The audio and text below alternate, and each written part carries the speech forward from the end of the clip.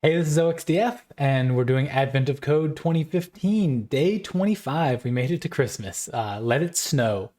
Um, let's take a look at the challenge. Basically, we are trying to boot up a machine, and we have to go through the manual. Well, there's a lot of story here. The short answer is we have to find the code to start the machine.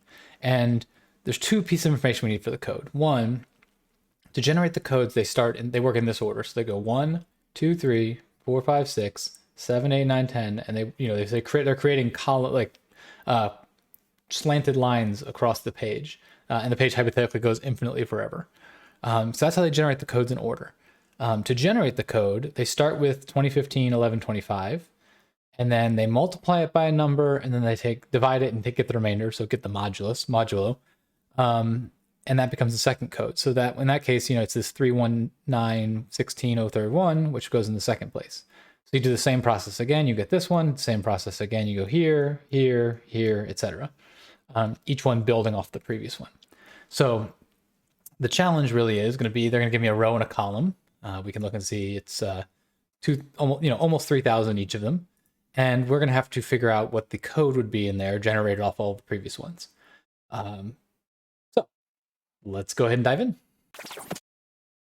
So before we get into VS Code and start writing code, we got to figure out the algorithm for handling this problem.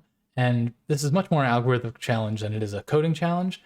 So to start, let's talk about triangular numbers. It's a simple pattern that goes 1, 3, 6, 10, 15, 21, etc.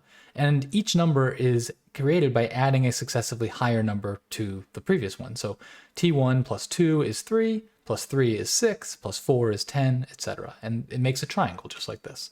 There's a pattern we can use here to calculate the nth triangle number, and that's just simply n times n plus 1 divided by 2.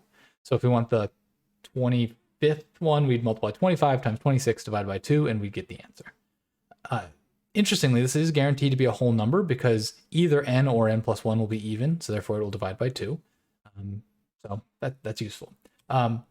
But how is this going to be useful to us? Well, for one, we can start to see that the pattern we're building out here is a triangle. And so if we can understand that pattern, we can start to look for ways to calculate where we are. Our goal is to get from a row and a column to this number here of where we are in this grid. And we're going to make use of the fact that that top row is the triangle numbers. Row 1 is 1, 3, 6, 10, 15, 21, etc. So we can make use of that. To go further, we're going to need to figure out how do we map other rows and coordinates, R's and C's, rows and columns, to which triangle they're in. And so we can notice that if the bottom row of the triangle is base 6, so it's 6 wide, we'll notice that every one of them there has R plus C equals 7. So if you look at the 19, which is in row 3, column 4, 3 plus 4 is 7. The 17 is in row 5, column 2, 7. We can notice the same thing about column, the base 5 ones are row plus column equals 6. The base 1 is row plus column equals 2. And we can make a generic statement that row plus column is really going to be equal to n plus 1. Or, we can say row plus column minus 1 is equal to n. So we can say the base of a triangle is going to be row plus column minus 1. How is that useful? Well, now we can figure out the count of the triangle, and we can say that that's base times base plus 1 over 2. And we've already noted that is, if the row is 1, we're done. Num equals the count.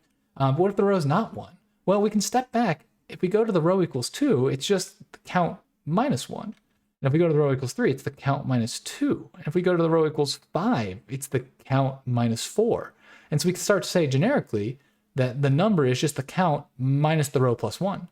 And now that we have this formula, we have everything we need to take a row and a column and figure out what the number coming out of it is and solve that challenge. So now that we understand the algorithms, let's jump in and actually do the coding. I'm going to do the GenDay script, which I went over in my day 0 video in detail, but the short version is it generates for me, not intro, it grabs my input.txt into a file, and it gives me a nice stub that reads that input.txt into a variable and has some prints. Knowing from experience, there's not going to be a part 2 on day 25, so we can go ahead and get rid of that.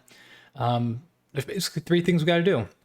Since it's a shorter day, we'll go ahead and parse the input, rather than it wouldn't be that hard to just grab these 2 numbers and put them in, but we'll parse it. Then we need to figure out a way to convert the coordinates to a number across that grid. And then finally, we need a way to convert the number to a code. So for the first, we're going to use regex. So we'll use regex. We're going to have to upgrade our cargo to update our cargo.toml. Like that. And we should be good there. And now we're just going to need a quick parser. So we're going to do let reg equals, and we'll do regex new, like that.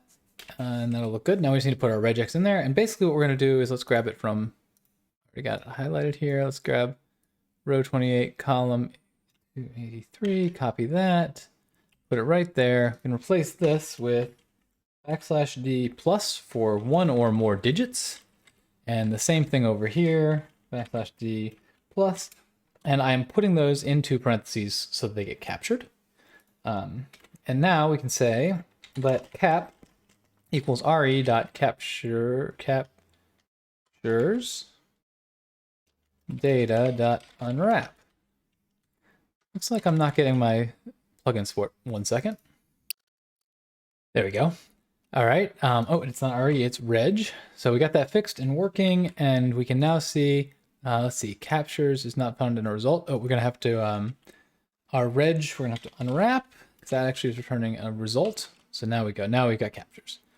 Sweet. And then the last thing we need to do with those captures is we can say let r comma c for like row comma column equals, and then we can do cap sub 2 dot parse and cap sub 3 dot parse.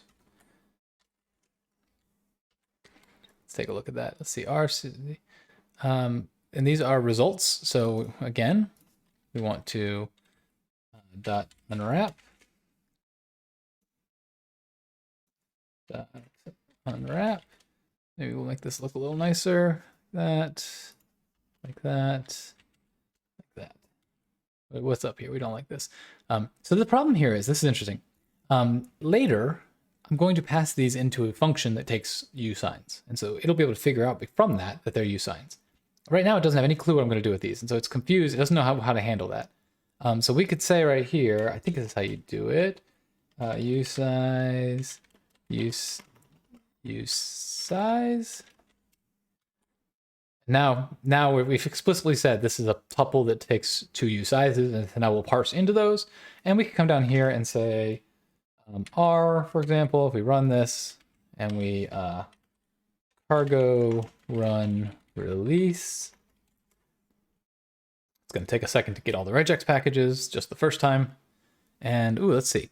No, have we messed up our regex somehow? Let's see.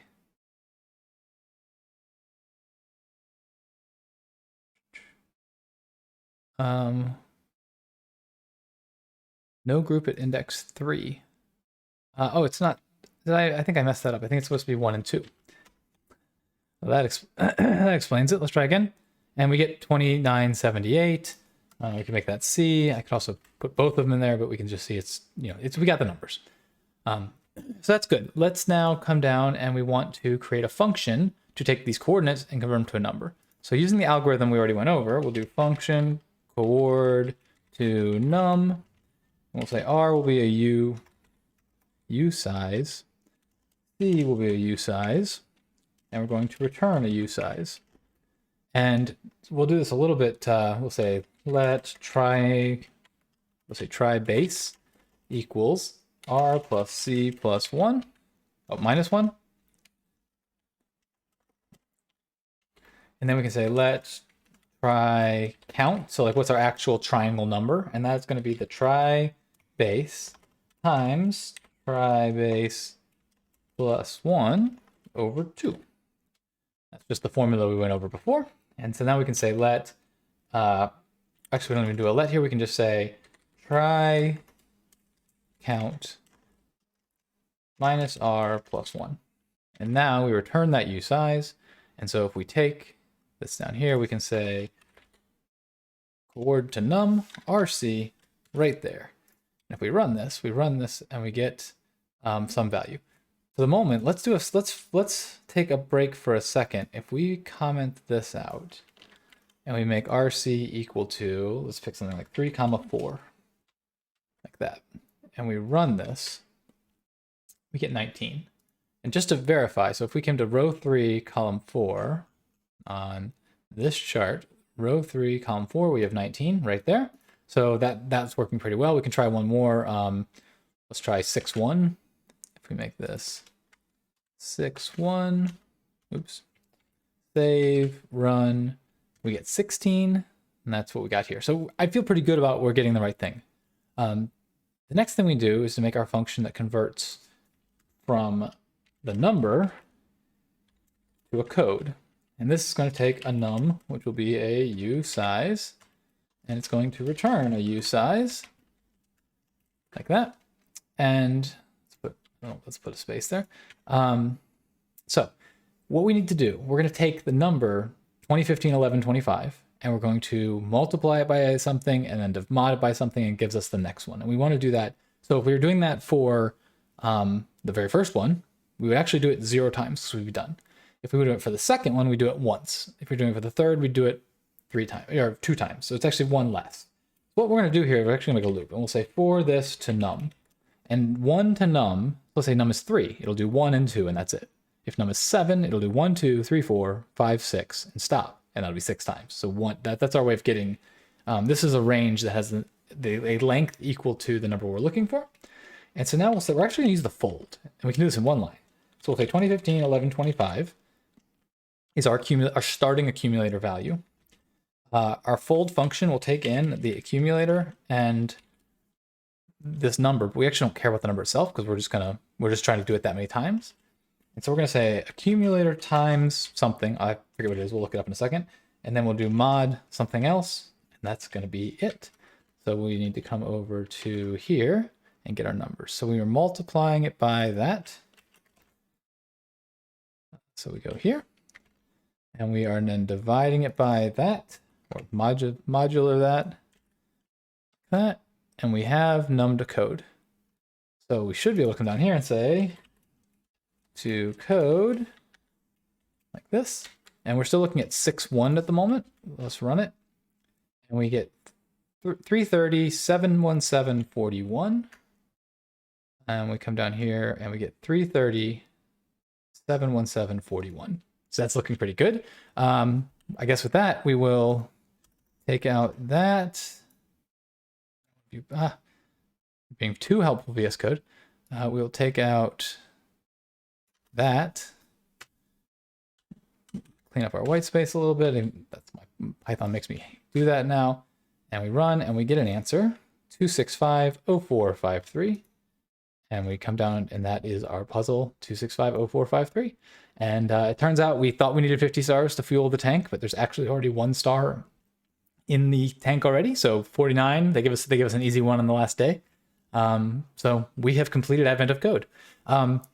Hopefully you enjoyed this. Thanks for sticking around. I hope you followed along and learned some Rust as well. If you enjoyed this, leave me a comment. These videos definitely see a lot less views than my typical hacking stuff.